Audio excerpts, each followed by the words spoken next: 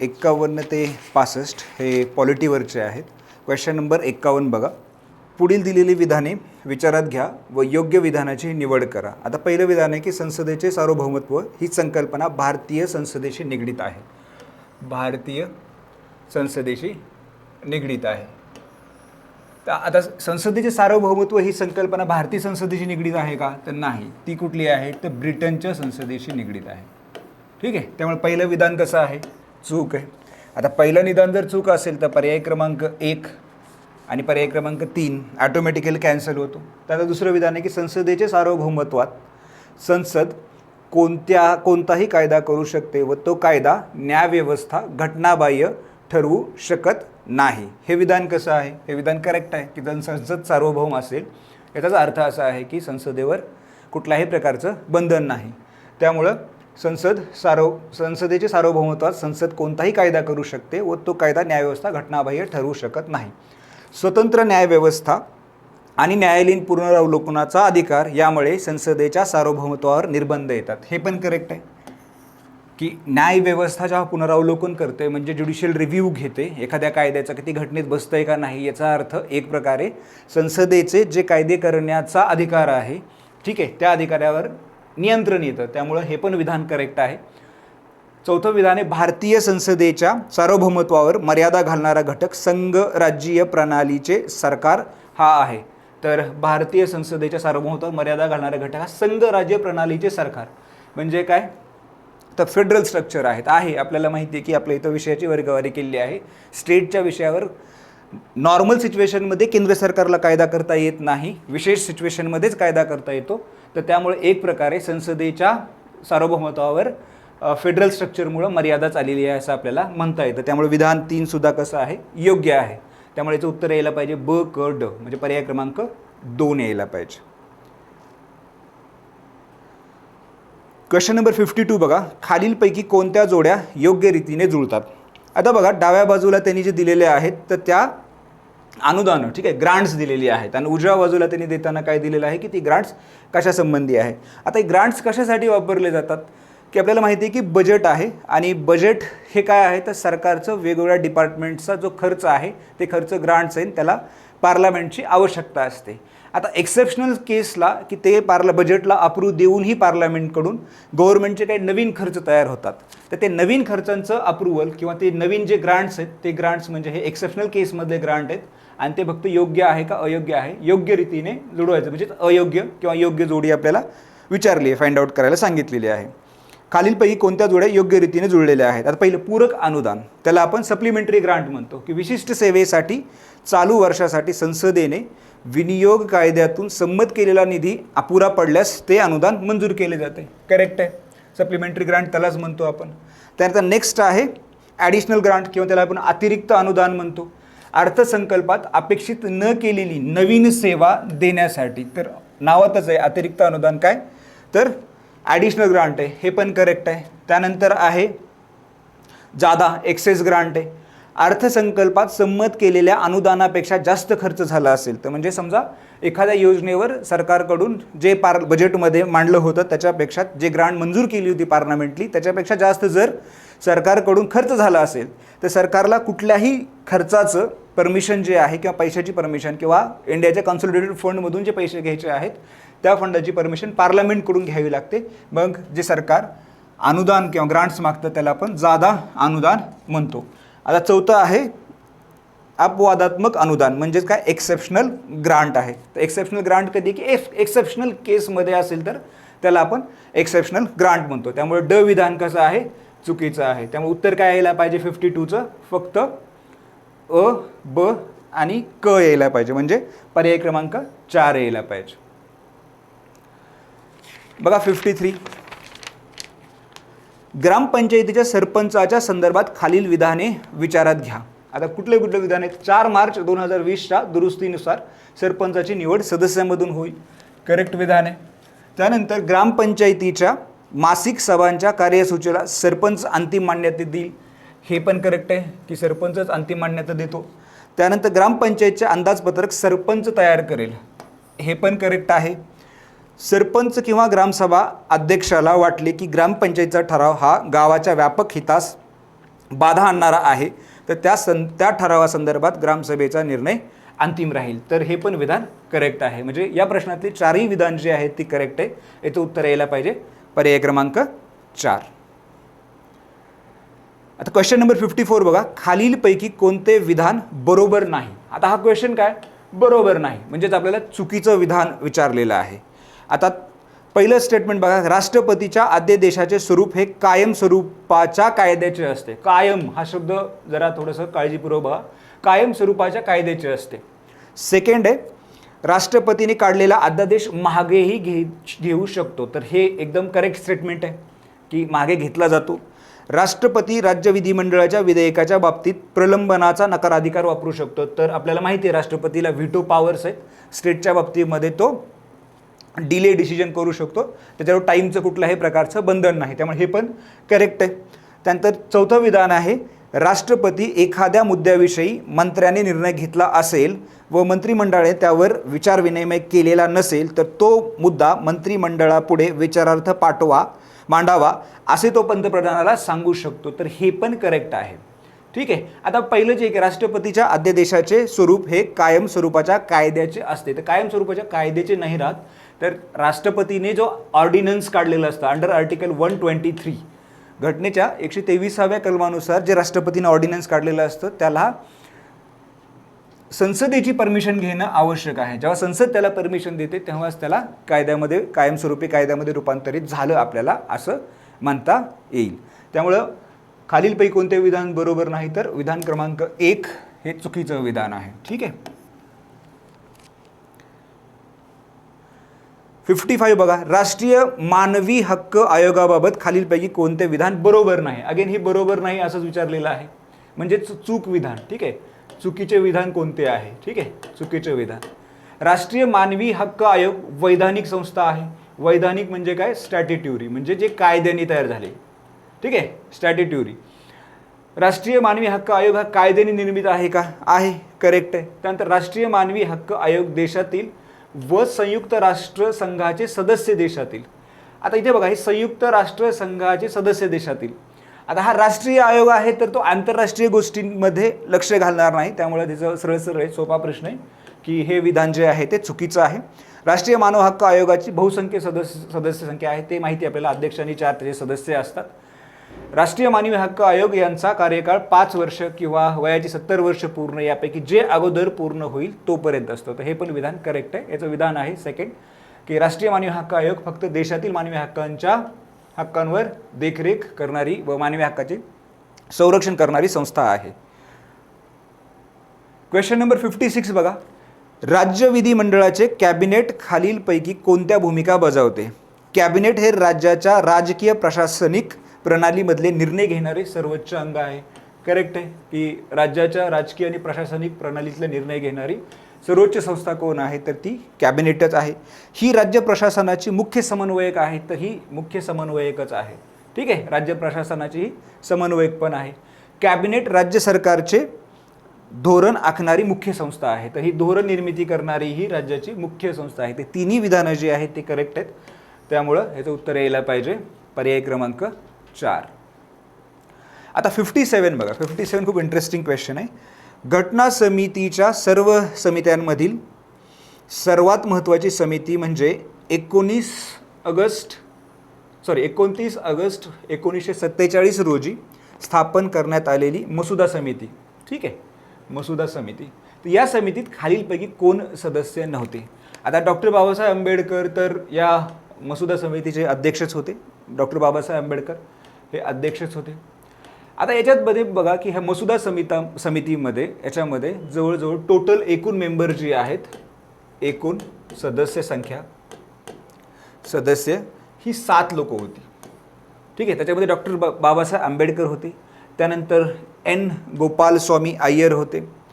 त्यानंतर आल्हादी कृष्णस्वामी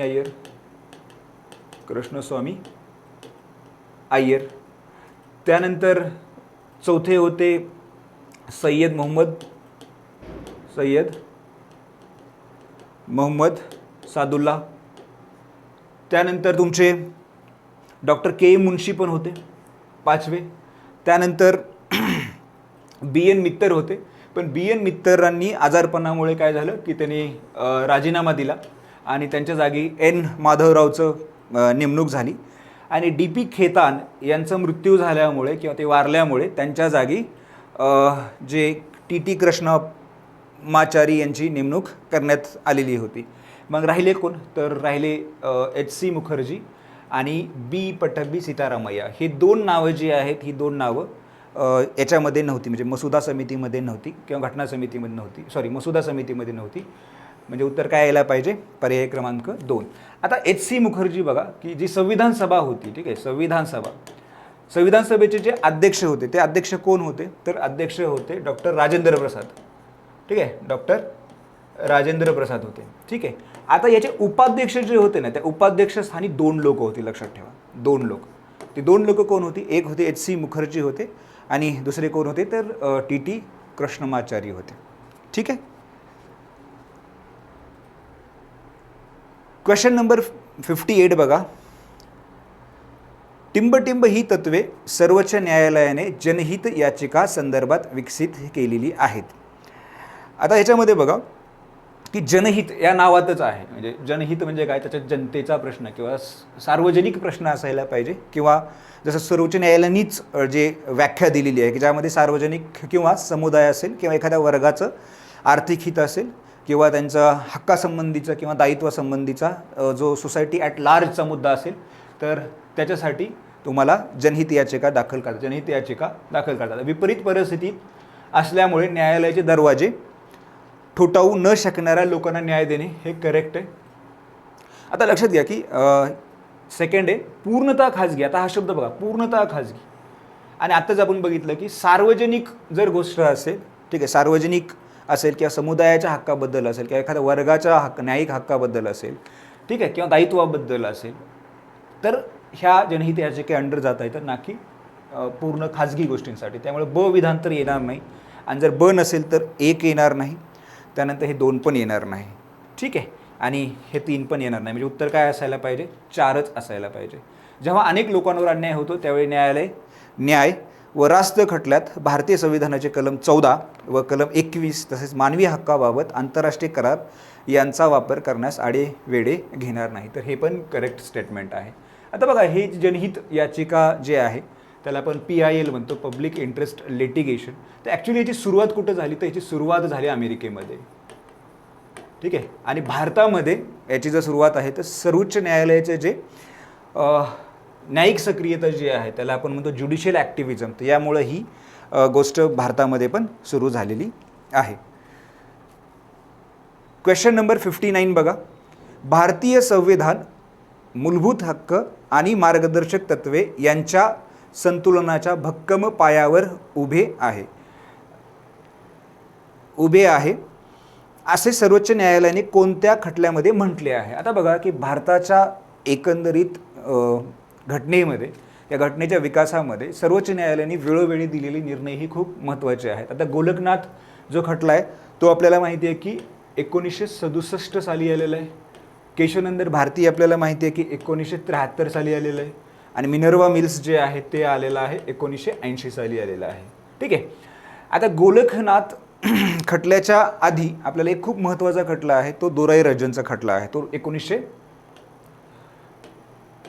दोराई राजन, तो कधी आला, 1951 साली. आता दोराई राजन केसपासूनच घटनेमधला जे मूलभूत हक्क आणि मूलभूत मार्गदर्शक तत्वे यांच्यामध्ये भांडण चालू झालं.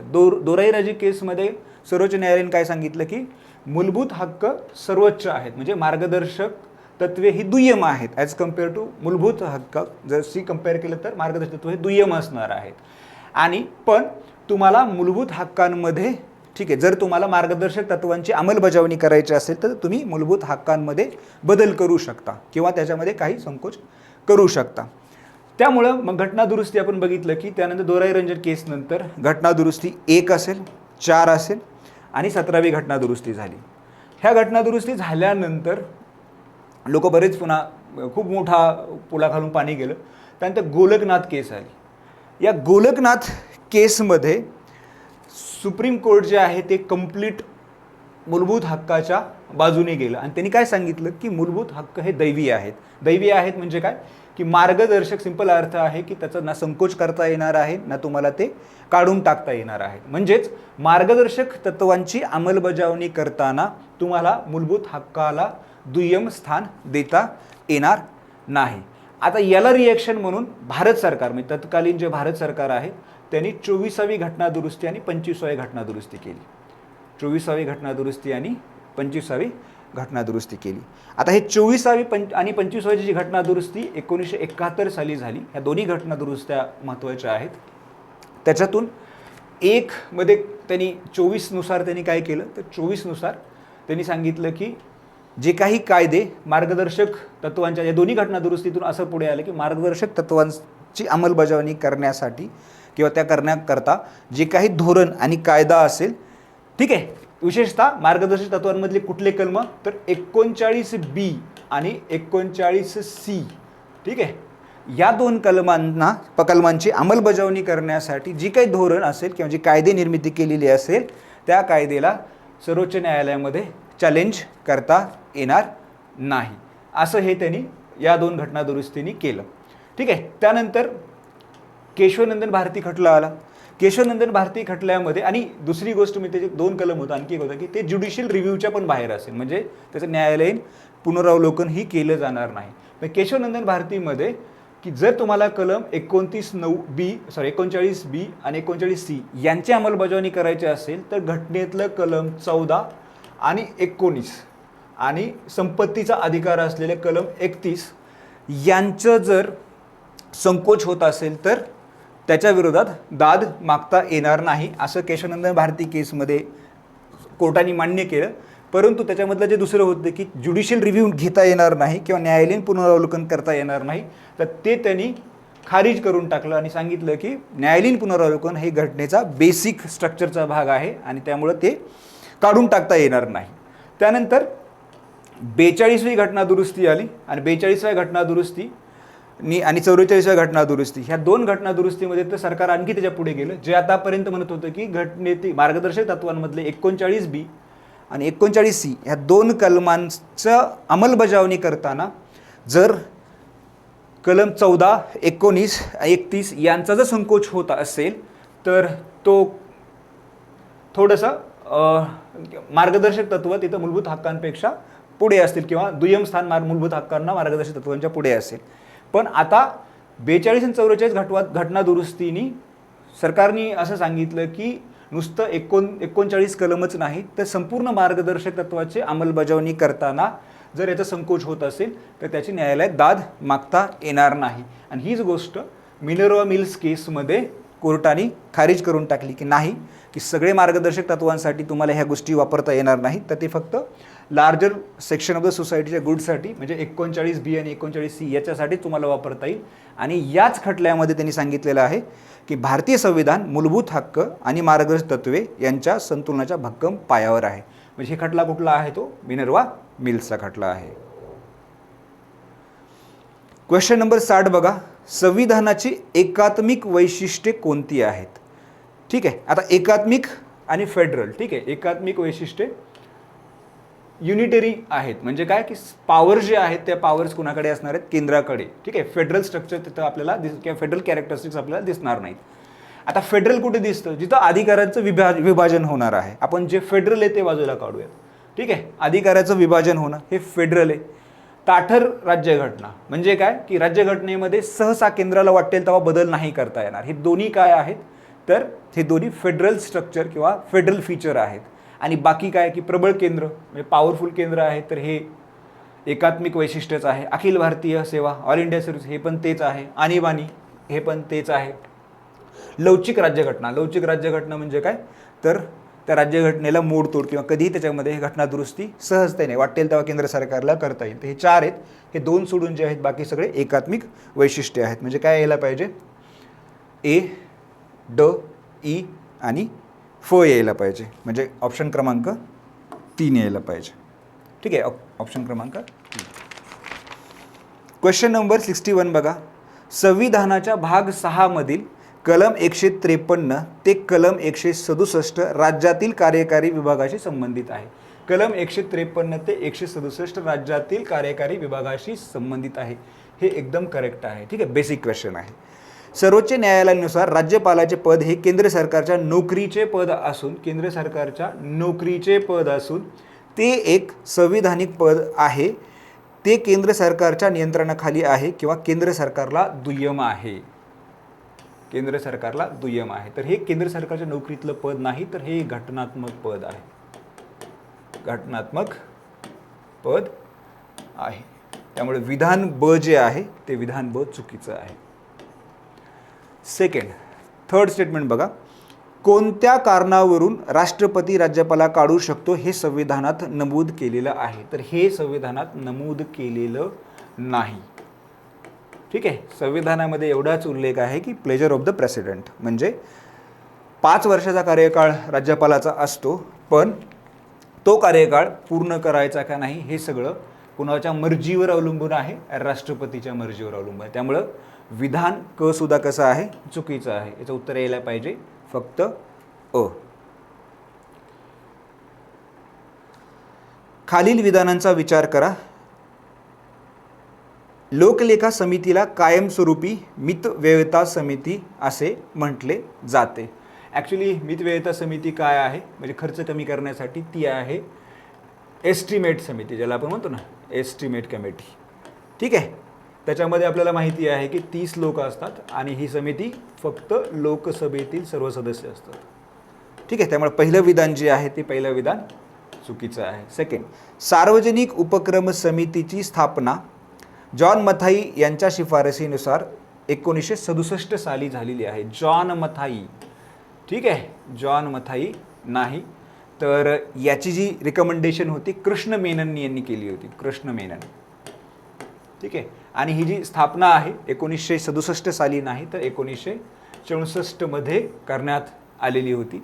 सार्वजनिक उपक्रम समितीमध्ये, ठीक आहे, एकूण 22 लोक असतात, त्यातली 15 लोकसभेतून असतात आणि 7 राज्यसभेतून असतात. ठीक आहे, जॉन मथाई यांनी शिफारस केलेली जी समिती आहे ती आहे अंदाज समिती, ज्याला आपण इस्टिमेट कमिटी म्हणतो. त्यांनी ती रिकमेंड केली होती. जॉन मथाई कोण होते, तर भारताचे वित्तमंत्री होते. ठीक आहे, आता लोकलेखा समिती ती कधी केली होती, साधारणतः 1950 साली. ठीक आहे, 1950. लोकलेखा समिती ही पूर्वीपासूनच, म्हणजे काय की 1919चा जो कायदा आहे मॉन्टेग्यू चेम्सफोर्ड, त्याच्यानंतर 1921 सालीच ती फॉर्म झाली होती आणि तिथूनच ती कंटिन्यू झालेली आहे. लोकलेखा समितीमध्ये पण किती लोक असतात, टोटल 22च असतात, 15 आणि 7 असंच प्रमाण आहे. ठीक आहे, तर त्यामुळे ही दोन्ही विधानं कशी आहेत, दोन्ही विधानं चुकीची आहेत आणि आपल्याला बरोबर विधान विचारलंय तर वरीलपैकी एकही विधान बरोबर नाही. 63 बघा. योग्य जोड्या जुळवा. कलम 338 ए, कलम 341, कलम 345, कलम 350 ए. आता बघा की आपण जर कलम बघितले, म्हणजे राज्यघटनेतली सर्व कलमं जर आपण नजर टाकली तर आपल्याला दिसेल की कलम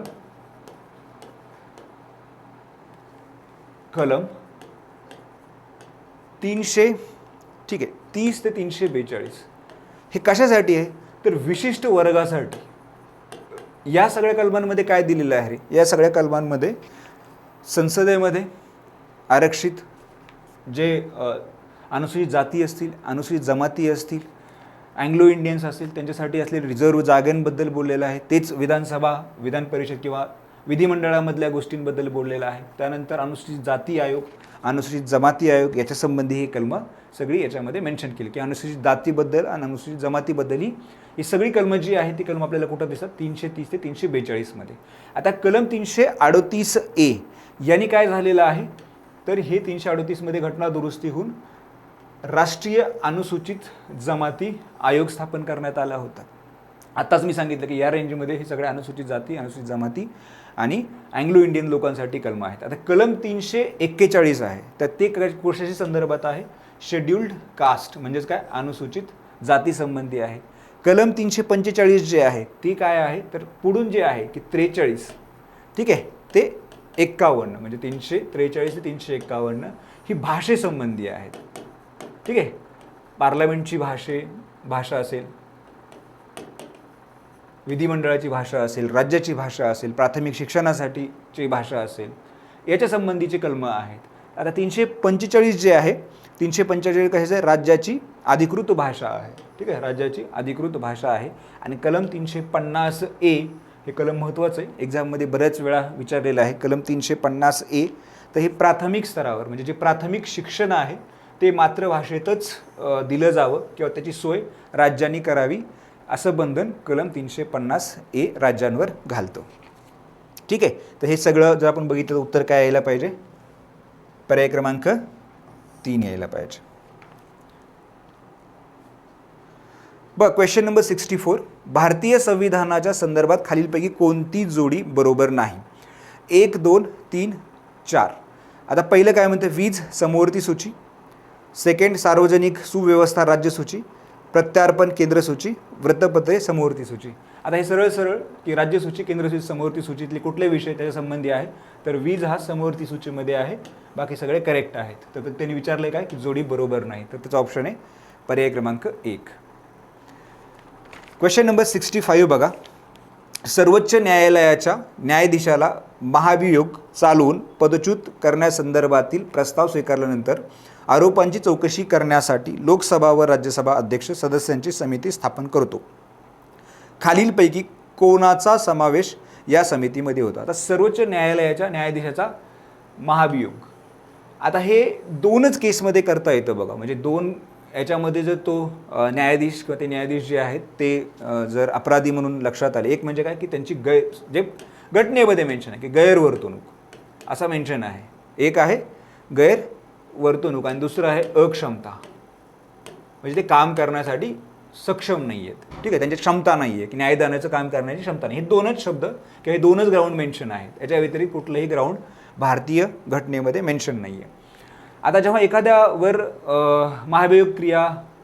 महाभियोग चालवायचं असेल आणि ते चालवून पदच्युत करायचं असेल तर लोकसभा किंवा राज्यसभाचा अध्यक्ष जे आहे याची प्रोसिजर आहे. ठीक आहे, त्या प्रोसिजर 1968च्या कायद्याने ती प्रोसिजर सेट करण्यात आलेली आहे, ज्यामध्ये लोकसभेच्या 100 सदस्यांना लिखित अध्यक्षाकडे मागणी करावी लागते आणि राज्यसभेचे असतील तर लिखित 50 सदस्यांना ते करावं लागतं. राज्यसभा किंवा लोकसभेचे अध्यक्ष जे आहेत ती मागणी फेटाळूही शकतात आणि समजा ते ॲक्सेप्ट केली तर ते 3 सदस्याची एक बोर्ड बनवतात किंवा एक कमिटी बनवतात की जी कमिटी ह्या सगळ्या गोष्टींची चौकशी करेल. तर त्या कमिटीमध्ये सर्वोच्च न्यायालयाचे सरन्यायाधीश किंवा न्यायाधीश हे असतात. त्याच्यामध्ये लोकसभा सभापती व राज्यसभा उपाध्यक्ष असं कोणीही नसतं. म्हणजे पॉलिटिकल जे बॉसेस आहेत त्यापैकी कोणी नसतं, सगळे न्यायदानातच लोक असतात. उच्च न्यायालयाचे मुख्य न्यायाधीश हे पण असतात आणि एक अग्रगण्य कायदेतज्ञ असतात. म्हणजे काय की पॉलिटिकली लोक त्याच्यात नसतात. तर उत्तर यायला पाहिजे अ, क आणि ई.